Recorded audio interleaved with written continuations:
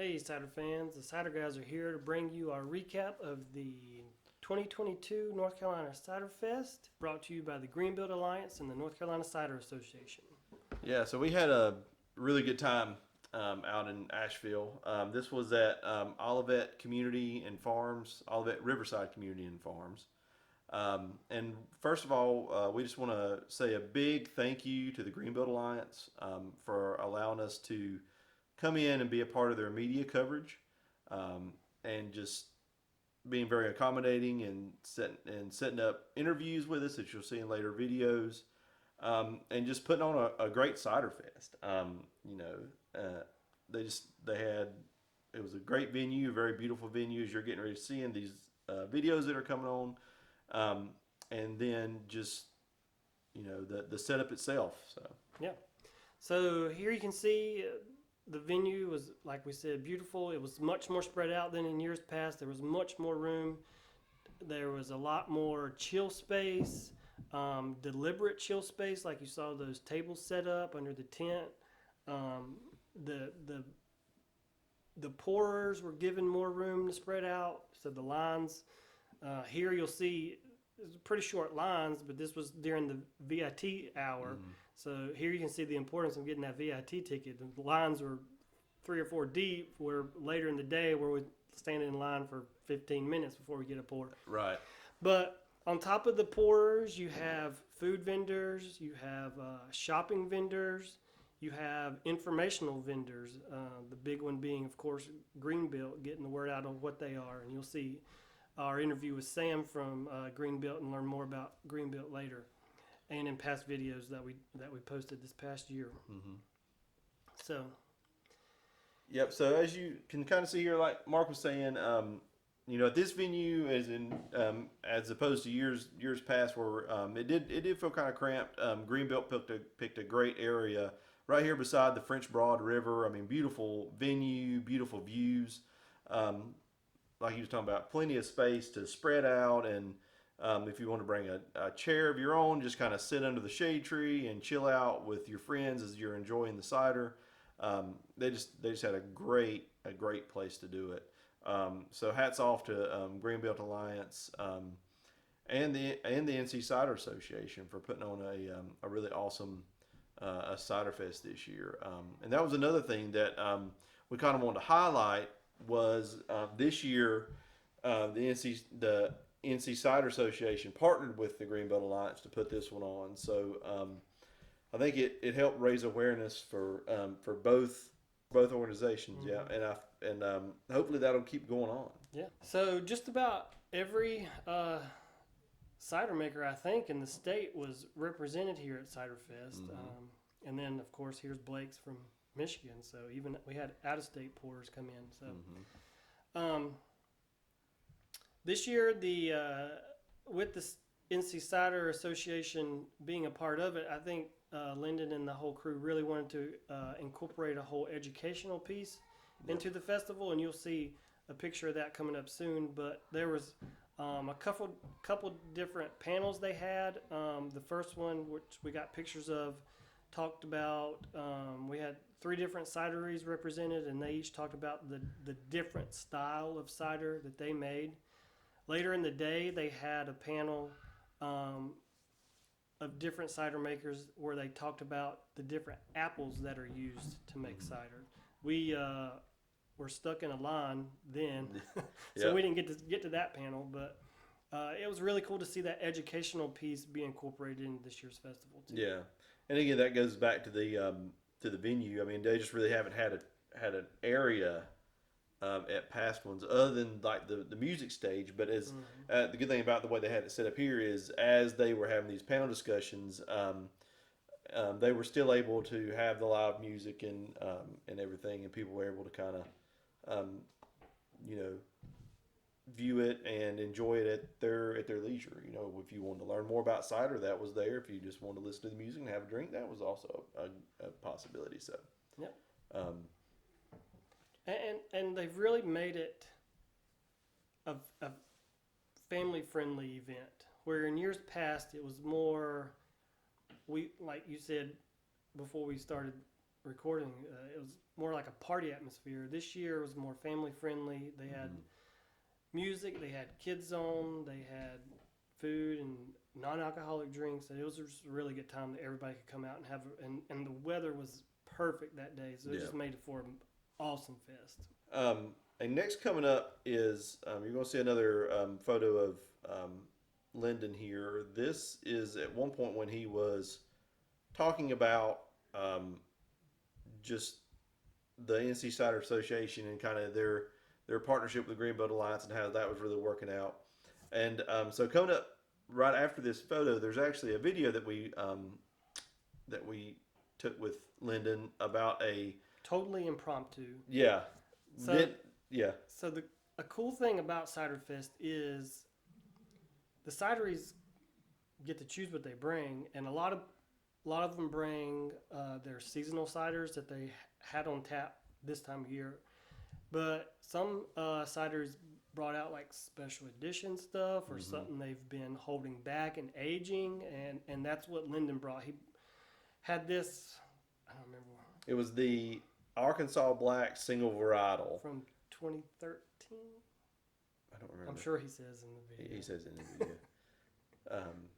But it was, Arkansas Black single varietal that they aged in Chardonnay barrels, I believe, in a neutral Chardonnay barrel. Anyway, he gets into it. Yeah, he can tell you much more eloquently than we can, so we're going to leave that up to him. Yeah. Okay, so this is 2019 single varietal Arkansas Black.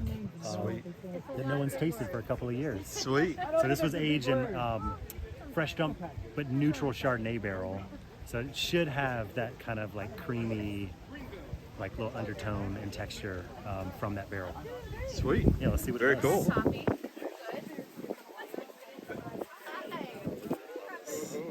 Some good dissolved bubbles. Awesome. What do you think? I don't even have a glass. I gotta get people to see. It's good stuff. Is it good? Yeah. It's smooth, tart, tannic, aged well. That is so good. That is awesome. Sweet. So single varietal, Arkansas Black, hitting that. Classic Bonnison I mean, too. yeah. Got a little bit of funk, but smooth, tasty, apple forward, just good stuff. Good. All right, well, I hope you enjoyed that little piece. Like I said, that was, like Mark said, that was totally impromptu. And as we were talking about there, it was really good. And it's cool to see what these cideries will do with their cider, other than just making a cider, throwing some flavor in it, and then putting it in a bottle, Right. or putting it on tap. And so here at the end, we wanted to highlight one more thing that that the Greenbelt Alliance and NC Cider Association did this year, and that was kind of give a People's Choice Award out. So the way they did it was, as you came in and got your glass, you got tickets, so you could vote for your favorites. And here on the screen, you'll see the People's Choice Award favorites that were voted for. Blake's Hard Cider came in number 1. Crafted Artisan Meadery come in at 2nd. And then Red Clay Cider Works from Charlotte came in 3rd. Yep. So the voting system was a little. It was not explained as well as I think maybe it could have been. So, truthfully, I never saw even how to vote. I got my tickets and I read the instructions in the little pamphlet they gave us, but I never saw a way to actually place my vote. So I'm sure, I don't know how many people actually voted, but here's the results they got. Yeah, and we actually did ask a couple of the cideries that were there, the vendors that were there, and they were kind of didn't really know what to do with them. So, good idea. I think maybe it could have been executed a little bit differently, a little bit better, but it is a good idea, and it gives everybody a little chance to be part of the CiderFest to a little bit deeper level. Let's roll that into an overall feel for the fest. So, some improvements would be on how to vote for your favorites. Mm-hmm. Any other improvements you might would suggest for the Greenbelt I don't know. I'll say one thing. Okay. The venue itself was absolutely gorgeous. We've said that plenty of times. Yeah. Loved the space. The only thing would be a little bit more signage on how to get there. And I will say, with the short lines the VIT ticket gets you, it also gets you on premises parking, which was amazing. Yeah, because the off-premises parking was quite a bit away. way away. And you had to shuttle in. I didn't personally hear anybody complaining about the parking situation like in years past. Mm-hmm. But we can't really speak to that either because we had a VIT ticket, so we Yeah. had to park on site. Yeah. And, I do definitely have one more porta potties. More porta potties, yes. There was 4 for all those people, Mm-hmm. and the line was longer than the tasting lines Yep. to get into the porta potty. And if you've been tasting long enough, you do not want to wait in a line Yep. to relieve yourself, to offload some processed cider. So, matter of fact, we've seen some dudes going down the train track to find a tree. So people are being resourceful, but yeah, that would definitely be a more robust Porta John area would definitely help out because 4 was not cutting it. Yep.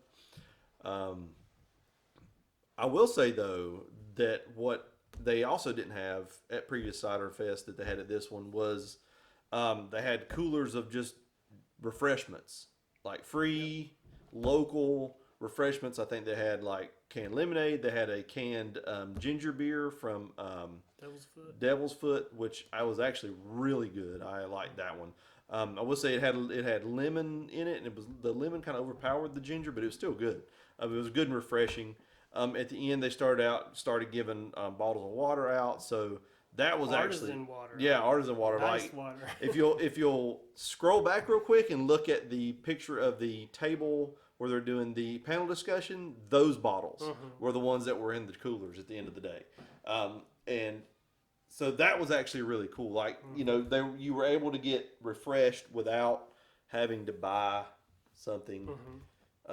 So they actually did provide that for the patrons, which I thought was a really cool idea. Yep. So overall, I mean, CiderFest was a big hit, I feel like. Yeah. The crowds were nice. The weather was perfect. The venue was great.